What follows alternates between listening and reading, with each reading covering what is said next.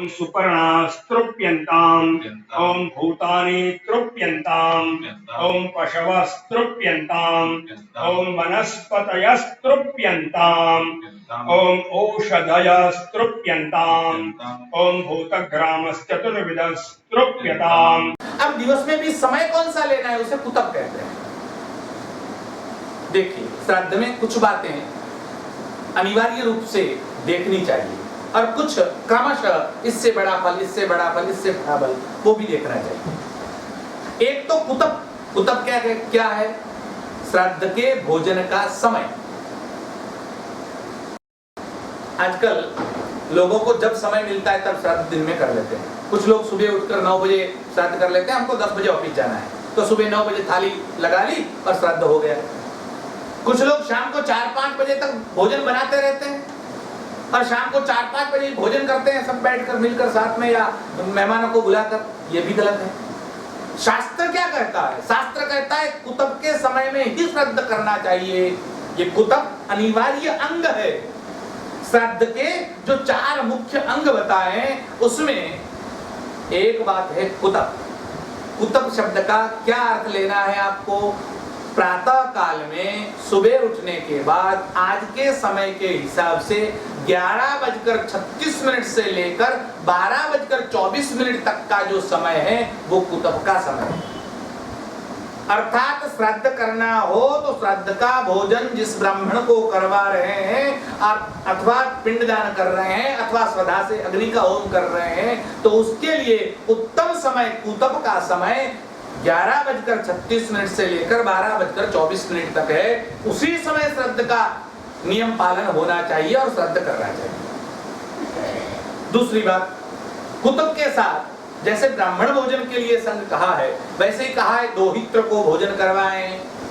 देखिए, पुत्र पौत्र तो करेंगे ही, रोज करते हैं, लेकिन दोहित्र के लिए लिखा। अब आपको शंका हो सकती है कि केवल ब्राह्मणों के भोजन का लिखा, ऐसा नहीं। ब्राह्मणों के प्रति ये उनकी शास्त्रकारों की भावना रही है, ऐसा नहीं है। उन्होंने जो बताया उसमें कहा दोहित्र को भोजन करवाएं, अर्थात बेटी का जो बेटा है उसको बुलाएं और उसको सम्मान सहित भोजन करवाएं। तीसरी बात, उसमें तिल का विधान है। आप तिल को पिंड के ऊपर और भोजन के ऊपर आपको रखने हैं और तिल का प्रयोग करना है। अगर तिल का प्रयोग नहीं करते तो वो भोजन राक्षस ले जाते हैं, इसलिए तिल आवश्यक है। और चौथी बात बताई चांदी का दान। उस दिन आप ब्राह्मणों को भोजन करवाकर अगर चांदी का सिक्का, चांदी का पात्र, आप कुछ ना कुछ चांदी अगर भेंट करते हैं, दान करते हैं तो वो अत्यंत फलदायी होती है। और इसलिए इन चारों का हमें ध्यान रखना है कि श्राद्ध करने वाला इन चीजों का ध्यान रखे। अब श्राद्ध का जो भोजन बनाते हैं, श्राद्ध के भोजन में प्रायः खीर बनती है। लोग दूध भात भी बोलते हैं, अब थोड़ा सा दोनों में भेद है, उसकी मीमांसा नहीं करेंगे। हम तो ये बता रहे हैं खीर यानी चावल और दूध।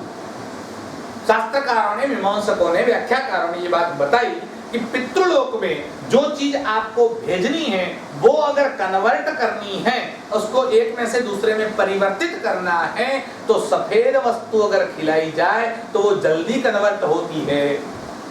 अर्थात श्वेत, चोखा भी श्वेत होता है, चावल भी और दूध भी। और दोनों का जो प्रकार है, एक शीत है एक उष्ण है, यानी एक शीत बिजली है एक उष्ण बिजली है, दोनों का संयोजन भी आवश्यक है। और इस प्रकार से जो निर्माण होता है उसी को ब्राह्मणों को खिलाया जाता है। और उसके लिए जो खिलाने के बाद जो आपके पितृ जिस लोक में रहते हो, जिस योनि में हो, उनको परिवर्तित होकर वो बातें मिल जाती है। आपके पितृओं की जिस पदार्थ में अभिरुचि हो वो रुचि वाले पदार्थ बनाए। अर्थात किसी को कोई मिष्टान अच्छा लगता हो, किसी को गुलाब जामुन अच्छा लगता है, या किसी को मोहनथाल अच्छा लगता है, जिसको जो प्रिय हो ऐसी चीज भी आप बना सकते हैं। लेकिन कुछ चीजों का प्रयोग न करे इसका निषेध भी आया है।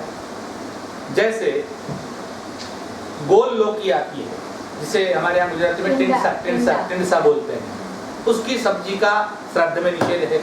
बैंगन का निषेध है, मसूर की दाल का निषेध है, गाजर का निषेध है, प्याज और लहसुन का निषेध है। तीव्र पदार्थ जितने भी हैं उनका निषेध है, अर्थात हींग डालनी है तो नहीं डाल सकते, आपको हींग का निषेध है, राई का निषेध है, राई नहीं डाल सकते आप। तो जिस प्रकार से भोजन पकाते हैं उस समय भी ये ध्यान रखना है, और भोजन पकाते वक्त किन किन लोगों की दृष्टि उस पर न पड़े इसका भी ध्यान रखना है। एक तो पवित्र होकर भोजन बनाते हैं, हमारे यहाँ समाज में लोग उसे अबोट भोजन भी कहते हैं। अबोट शब्द का अर्थ है किसी ने न खाया हो ऐसा भोजन, लेकिन लोग ऐसा समझते हैं भीगे हुए वस्त्रों से बना लिया तो अबोट हो गया, उसका नाम अबोट नहीं है। ठीक है, आप भीगे हुए वस्त्र को अबोटिया कह सकते हैं, इसलिए अबोटिया कहते हैं कि वो किसी ने धोने के बाद नहीं पहना है, पहली बार मैं पहन रहा हूं इसलिए वो अबोट है। ऐसे पवित्रता पूर्वक भोजन बनाया जाए, इतनी बात है। उसमें सूकर की दृष्टि न पड़े, उसमें कुकर अर्थात कुत्ते की दृष्टि न पड़े, उसमें मुर्गे की दृष्टि न पड़े, उस पर रजस्वला स्त्री की दृष्टि न पड़े, इतने लोगों की दृष्टि का निषेध है। यानी श्राद्ध का भोजन बन रहा हो और कुत्ता आ जाए तो श्राद्ध के भोजन का फल नहीं मिलता, इसलिए कुत्ते को वहां नहीं आना देना है। साधन मतलब भोजन प्रसाद उसी जगह पर बनाए जहां कुत्ते की दृष्टि न गिरती हो, वहां सूकर की दृष्टि न गिरती हो, वहां मुर्गे की दृष्टि न गिरती हो, वहां पर कोई रजस्वला स्त्री की दृष्टि न गिरती हो, ऐसे स्थान पर भोजन बनाए। अब भोजन आपने बनाया, भोजन बनकर तैयार हुआ, अब भोजन जिनको खिला रहे हैं वो ब्राह्मण कैसा होना चाहिए उसका भी वर्णन है। तो कैसा ब्राह्मण लेना चाहिए? तो असी जीवी, मसी जीवी, देवलोक, ग्राम याचक, इन ब्राह्मणों को नहीं लेना है। यानी अधम ब्राह्मण है तो उसको श्राद्ध में नहीं बुलाना है, पतित ब्राह्मण है उसको श्राद्ध में नहीं बुलाना है, चोरी करता हो उसको नहीं बुलाना है, पुलिस में हो या कहीं मिलिट्री में हो तो उस ब्राह्मण को नहीं बुलाना है, डॉक्टर हो उस ब्राह्मण को श्राद्ध का भोजन नहीं करवाना है। असी जीवी, मसी जीवी, देवलोक, ग्राम याचक, केवल पूजा से अपना पेट भरता हो, अर्थात जो मंदिर में देवालय में पूजा करता हो केवल उससे पेट भरता हो तो उसको नहीं बुलाना है। वेद पाठी हो तो उत्तम है, दशग्रंथी हो तो उससे भी उत्तम है, ब्रह्मचारी हो तो उससे भी उत्तम है, लेकिन सन्यासी को नहीं बुलाना है। आप अगर सन्यासी को भोजन करवाते हैं तो उसका फल नहीं मिलता, करने वाला भी दोषी है और कराने वाला भी दोषी है। श्राद्ध के भोजन के लिए सन्यासी त्याज्य है, अर्थात श्राद्ध भोजन में सन्यासी की अपेक्षा नहीं की गई, सन्यासी को आमंत्रण तो नहीं ही देना है। और अगर कोई सन्यासी श्राद्ध का भोजन करता है तो उस सन्यासी को खुद को 3 दिन का उपवास करना चाहिए। श्राद्ध का भोजन सन्यासी न करें, और सन्यासियों का श्राद्ध होता लेकिन सन्यासियों को श्राद्ध भोजन का आमंत्रण नहीं होता। अब जब सन्यासी को श्राद्ध भोजन में आप बुलाते हैं तो उससे सन्यासी के आने से क्या होता है वो भी हमारे यहाँ गोविल स्मृति में उसका प्रमाण मिलता है कि अगर श्राद्ध चल रहा है और सन्यासी आता है, मतलब उसको सन्यासी को बुलाया गया आपने और सन्यासी श्राद्ध भोजन के लिए आता है तो उस भगवे वस्त्र को देखकर, इसलिए मैं भगवे वस्त्र का शब्द का उल्लेख करता हूं सन्यासी का, कि महाभारत के अनुशासनिक हैं वो चले जाते हैं, वो वहां निवास नहीं करते, इसलिए सन्यासी को श्राद्ध भोजन के लिए माना नहीं है तो उनको नहीं बुलाना है। खैर अभी उसकी चर्चा विशद नहीं करते, हम केवल आपको सूत्र रूप में ये बातें बता रहे हैं। और अगर सन्यासी ने भोजन कर लिया तो 3 दिन का उपवास करें, लेकिन सन्यासी का अगर श्राद्ध करना है, आपके कोई पिता है, पितामह है, उन्होंने सन्यास ले लिया तो आप उनका श्राद्ध कर सकते हैं? हाँ कर सकते हैं, उसके लिए विधान है। सन्यासी का श्राद्ध शिष्य भी कर सकता है और पुत्र भी कर सकता है, दोनों ही श्राद्ध कर सकते हैं।